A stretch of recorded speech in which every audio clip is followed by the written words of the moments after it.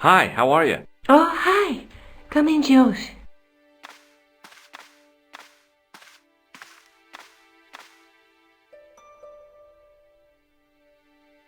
What are you doing to help trace the killer clown? Research, Josh. Yeah?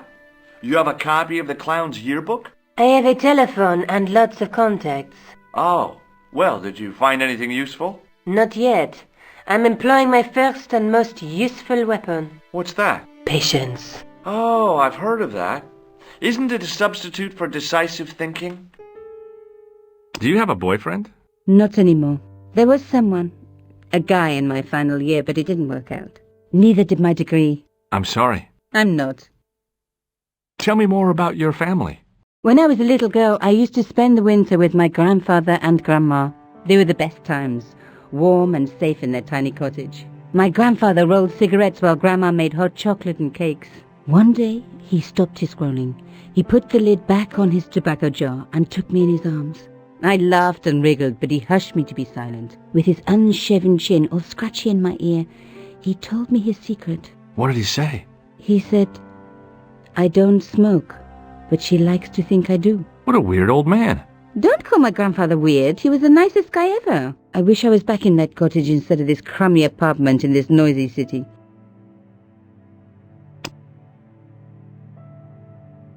This is the tool I used to get into the sewers. Fascinating, Josh. How come you enlarged this photograph of me? Because I noticed the guy behind you, of course. That is not a good idea. That is not a good idea.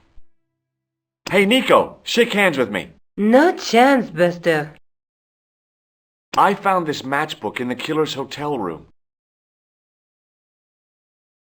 It's from the Club Alamut. Never heard of it. Is there anything written inside it? No, what were you expecting? If this was a movie, there'd be a clue, a name or an address. That's no use. There aren't even any matches in it. Oh well, I'll keep it as a souvenir. I found this in the killer's room. What is it, a credit card? ID, Thomas Merlin, of the Gruber Electronics Corporation. Never heard of him or the company. You're just not going to believe what I've found. It's not another part of the clown's costume, is it? It's a medieval manuscript. Khan left it in the safe at the U-Boo. It's incredible. Is this what he took from Plantark? It could be, which means it's worth enough to kill for. Look there, two guys on the same horse. Oh yeah, maybe they couldn't afford one each. What of it? Have you ever heard of the Knights Templar? Their official seal was an image of two knights sharing a horse. Whatever this manuscript means, it's connected with the Templars. How come you know about these knights? I learned about them while writing an article on the Crusades.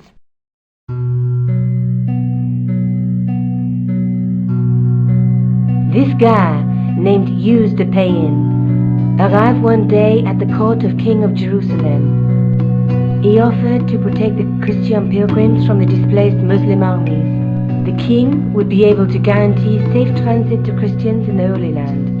Safer journeys meant more pilgrims, and pilgrims meant trade and wealth. The Templars proved invaluable to the king as a mercenary army. It was said that they never asked how many the enemy numbered, just where they were. And as the years went by, the Templars grew in wealth and numbers. They were so rich, even kings came to them for loans. But at the height of their power, they fell foul of the King of France. He rounded them up and turned them over to the Inquisition. Thousands of Templars were subject to torture and confessed to heresy. Of course, at the hands of the Inquisition, there wasn't much they wouldn't confess to. The last Grand Master Jacques de Molay was burned alive. But the treasure of the Knights Templar was never found. Jeez, so the treasure is hidden, waiting to be discovered? If there ever was a treasure, it's been lost for 600 years. Anyway, we're supposed to be investigating a serial killer, not a medieval treasure trove. But maybe that's what the clown and his accomplices are after.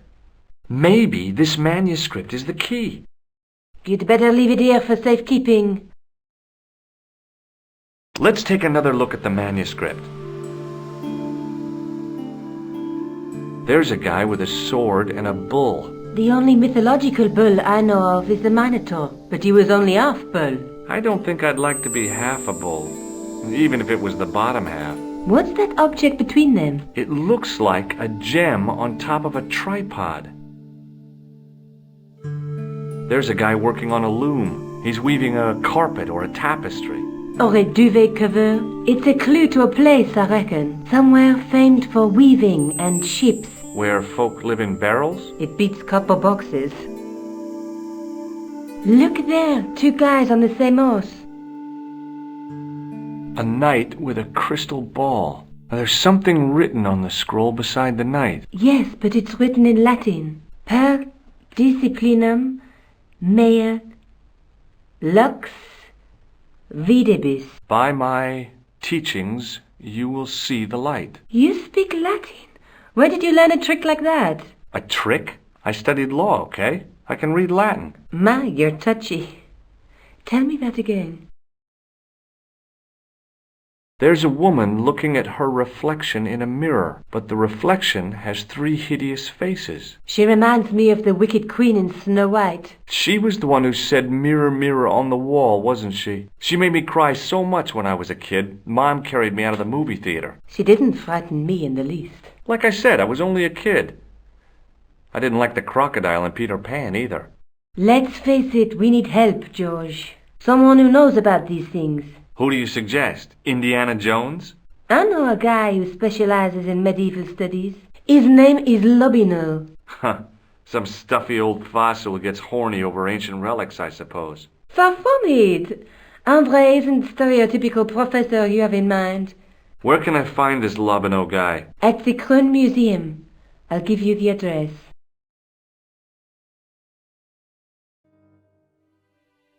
Are you sure you've never heard of Thomas Merlin? Positive. Let's take another look at the manuscript. There's a guy with a sword and a bull. Between them is a gem supported by a tripod. There's a guy working on a loom. Look there, two guys on the same horse. A knight with a crystal ball. The knight's scroll bears a phrase in Latin. Through my teachings, you will be enlightened. There's a woman looking at her reflection in a mirror, but the reflection has 3 hideous faces. I have to go. Okay. Don't forget to look for Lobino at the Krone Museum.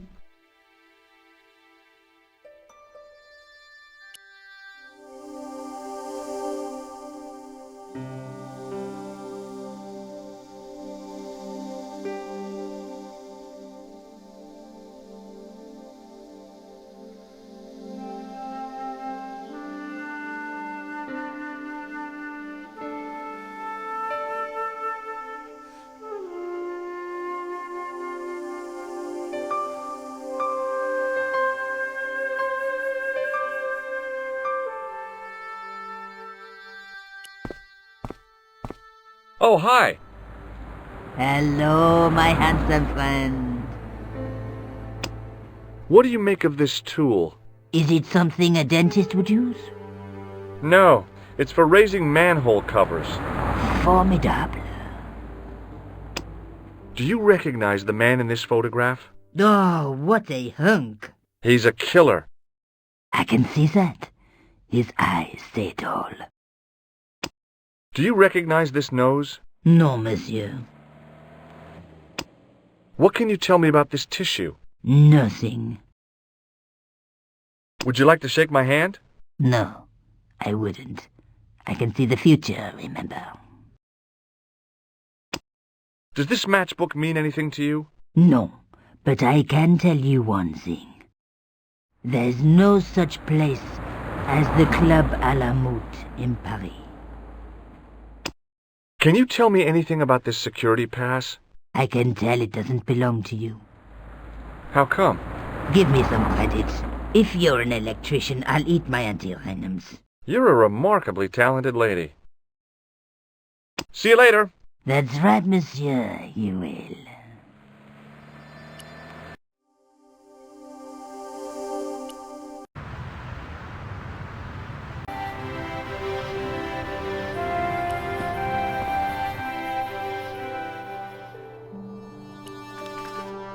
A metal rod attached to the wall was connected to the window. Attention! Please do not open the window, monsieur. Don't you think it's kind of stuffy in here? Better stuffy than dead. What's the problem? Fumes from car exhausts? Not just that, monsieur. There's a new burger bar opened up across the street. The Laughing Buffalo. So what's the problem? They cook their burgers on a charcoal grill, and the fat falls on the open flames. The amount of organic compound and smoke particles released is astounding. Since they opened, local air pollution has doubled, and it stinks like a funeral pyre. That is why I keep the windows closed. The attendant had an air of self-importance and the kind of steely eyes that never seemed to blink.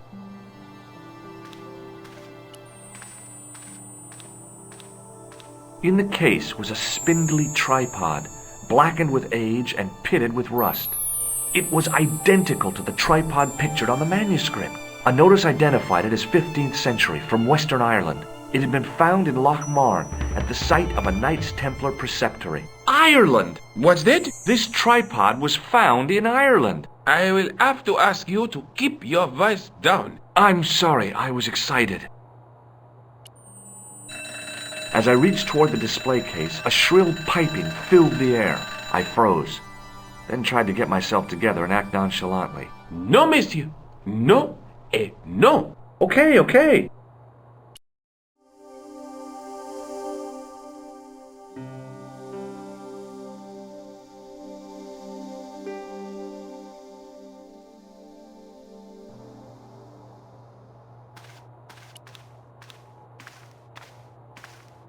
The totem pole looked distinctly out of place in the setting of the museum.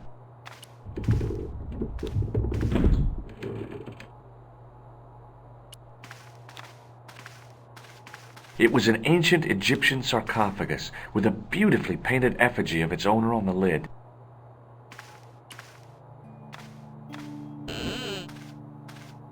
Leave it alone.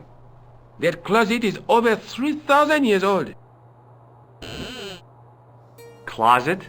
It's a sarcophagus.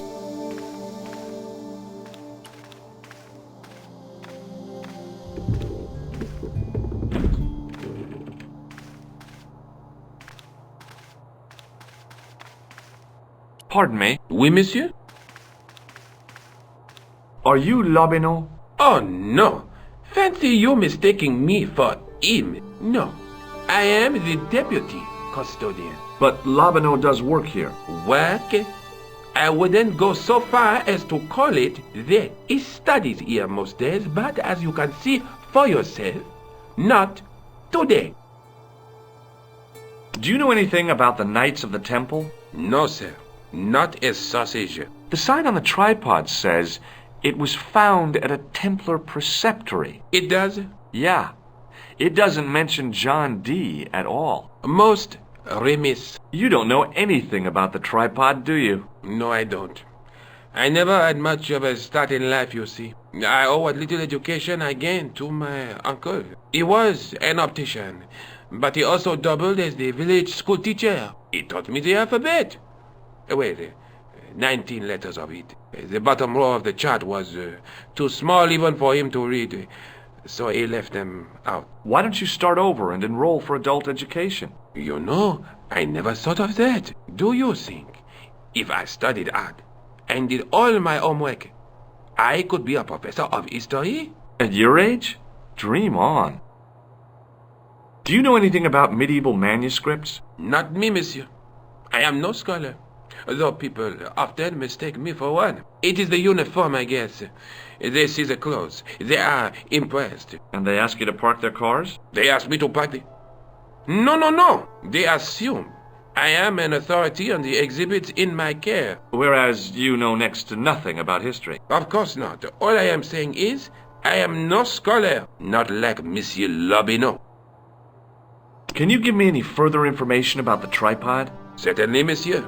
It's infamous. That tripod, that belonged to John Dee. What's the importance of John Dee's tripod? Dee was the most famous escapologist of the 16th century, the Houdini of his time. Don't you mean alchemist? Escapologists use ropes, chains, and handcuffs, not tripods. Well, whatever he was, that is the tripod he used in his experiments. What kind of experiments did John Dee perform with his tripod? Oh, the usual. Didn't you study chemistry at school? Yeah, but we skipped over thaumatology. Can I take a closer look at the tripod? What? Get it out of the case?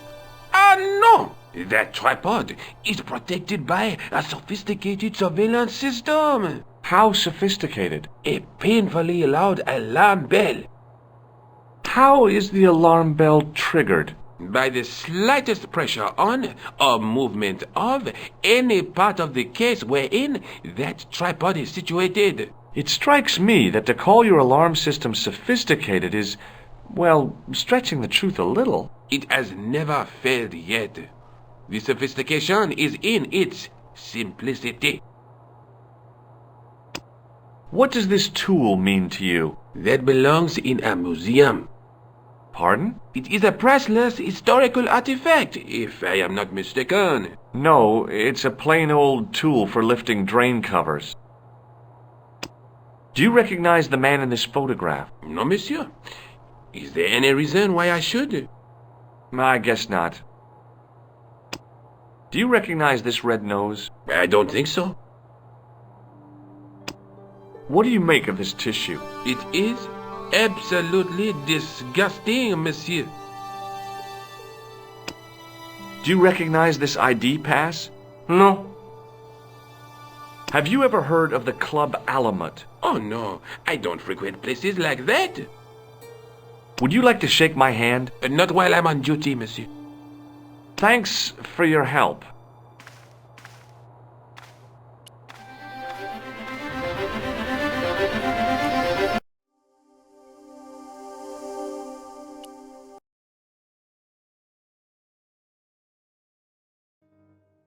Hi.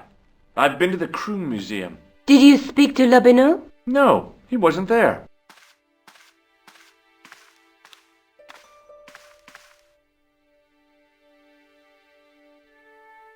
Have you found out any more about the murders? Well, it may be nothing, but both the clown's victims visited Paris earlier this year. When? The second week of July. They were both here at the same time. Did they meet? I don't know, but I can't imagine it was coincidence. I found the tripod. Where? In the museum. It belonged to the Templars. It was dug up in Ireland at a place called Loch Marn. I have heard of Loch Marn. I read an article about the castle. Take a look for yourself. A popular gossip magazine. You read that rubbish? No, I write it. Professor Nigel Pegram, excavating the medieval castle at Loch Marn. That's strange. What? He resigned his chair at Durham University in order to devote his time to the excavation. Not only that, but he canceled the filming of a fourth series of his popular television program. This site at Loch Marn must be awful important to him. He's a professor of history. They're all cuckoo. All the same, I'd like to talk to this Professor Pegram. How do you feel about a trip to Ireland? Disappointed. Huh? That I won't be going. I want to follow up the Belota case. If you really think Pegram's gem is important, why don't you visit Loch Marn? On my own? I'm not so sure about that. Where is Ireland exactly? Hey, Nico, shake hands with me. No chance, Buster. I have to go. Okay, I'll see you later.